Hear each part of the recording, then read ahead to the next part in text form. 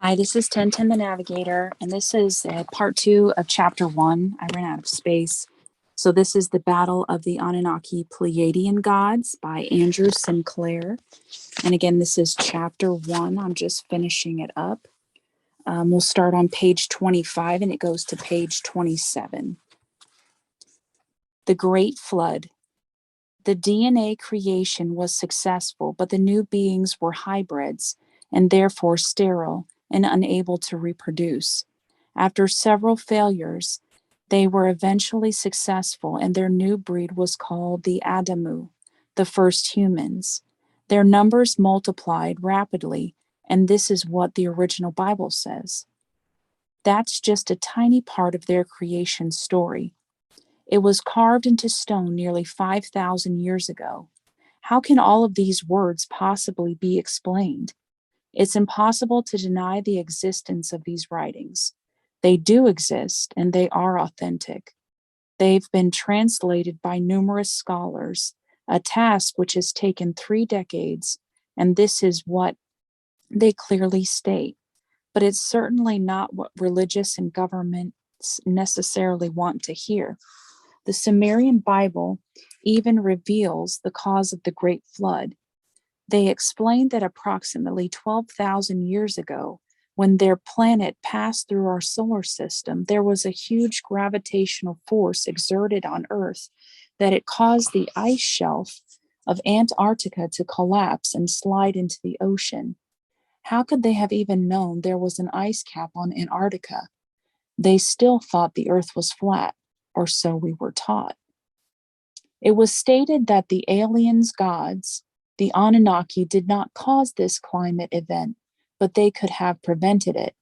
They chose not to intervene because this time mankind was everywhere and out of control and in such disarray that they chose to let them perish and then to start anew. It was Enki, the doctor scientist, creator of humankind, who warned Zisudra of the coming flood. Zisudra was the man who was renamed Noah a few thousand years later. He was told that he and his entire family should collect DNA samples of all the various species of animals and plants to preserve them for life after the flood.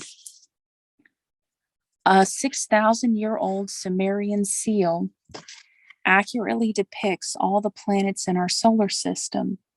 Modern science only discovered our complete solar system about 100 years ago.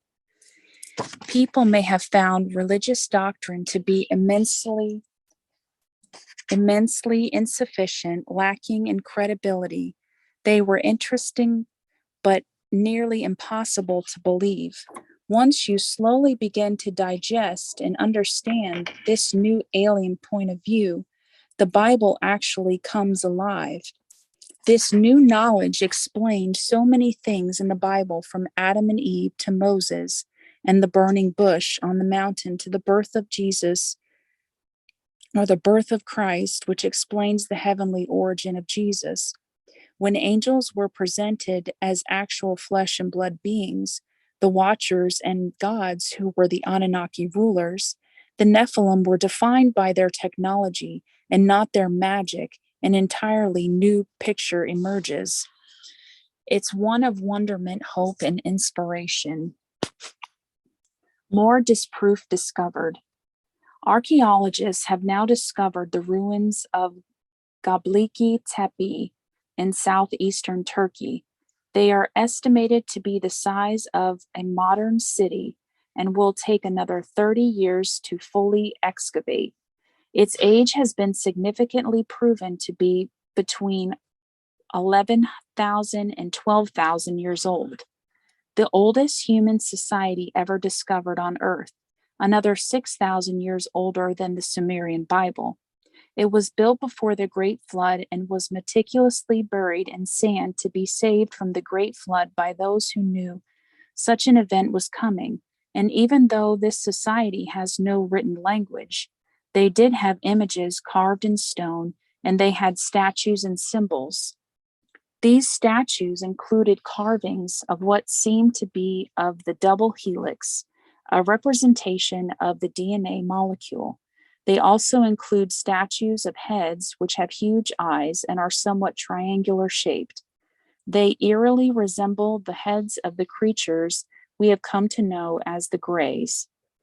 They clearly express a story of the gods who came to Earth in spaceships and through DNA manipulation created mankind as a slave species to mine gold.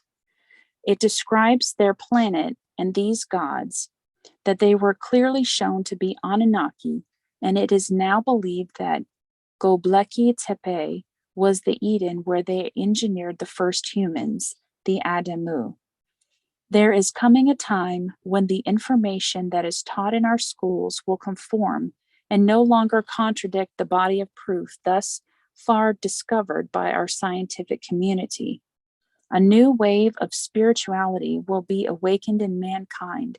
It will be born from knowledge, and it will be fueled by hundreds of books that will soon be written about the newly discovered evidence. For this information changes everything.